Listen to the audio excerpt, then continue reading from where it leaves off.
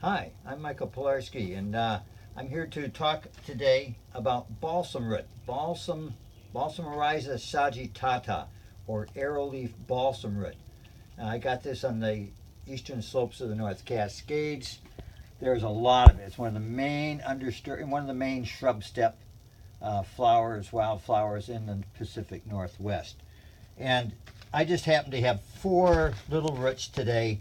This is what I would call small medium. They get at least 5 times as big, maybe 10 times as big.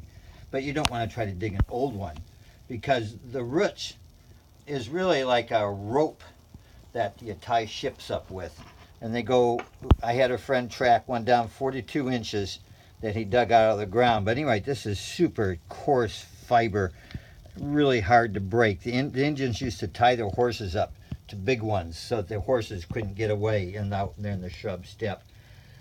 So these were also used by the Native Americans for food. And the outside is like rock. So we have a rock core with a rope interior. How the heck did they turn that into food? Maybe at the end of this, I'll tell you a little bit more how they do that.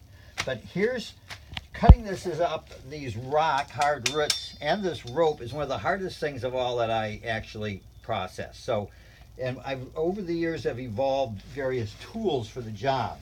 I used to use my machete here because you can just you need a lot of backboard here because stuff wants to go flying.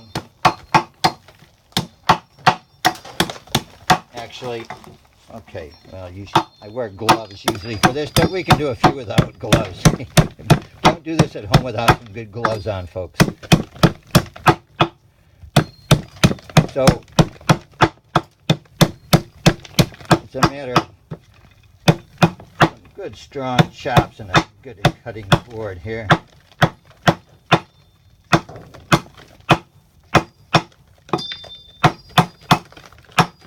When you get to the end, you may not want to hold on to it with your hands.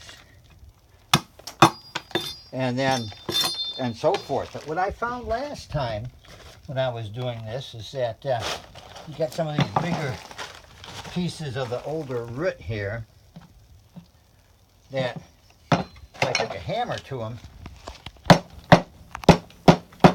I really got to break up a lot more. Release more of that rosins that'll be in there. So then you can flatten those part bits out too. So you can now run through it a second time. Well, then I said, well, why not skip the machete part and just bludgeon the thing? I kind of like this. Bludgeoning your herbs. And you can see this is really giving me a finely divided product here. Still, you have to use quite the force to break the rock outer part. But it mashes the interior in a nice, satisfying manner. A little bit long for me there, so I'm going to go back. Get some more of that cut up. Okay, so 2 down, 2 to go. We'll say the biggest for last. A lot of times something like this.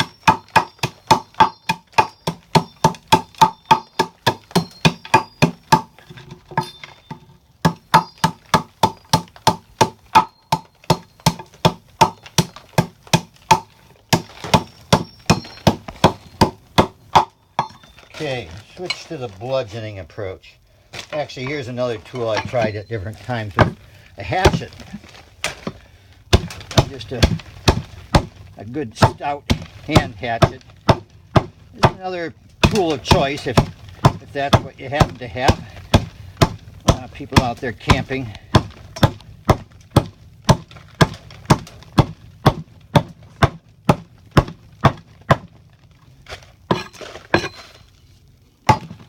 Of course, your hammer is handy that way too. Okay, here's some.